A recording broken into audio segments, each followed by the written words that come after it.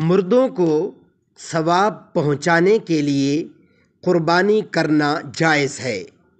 اس سے مردوں کو فائدہ ہوگا اور ایصال ثواب کے لیے ایک حصہ قربانی کر کے اس کا ثواب بہت سارے مردوں کو بلکہ تمام امت مسلمہ کو بھی پہنچانا درست ہے۔ اس قسم کی نیت کرنے کی صورت میں تمام امت مسلمہ کو ثواب ملے گا، کیونکہ ایصال ثواب کرنے والا قربانی کے جانور یا حصے کا مالک ہے۔ صرف میتوں کو یا زندہ لوگوں کو ثواب پہنچاتا ہے، اس لیے ایک حصے کا ثواب ایک سے زائد لوگوں کو پہنچانا درست ہے۔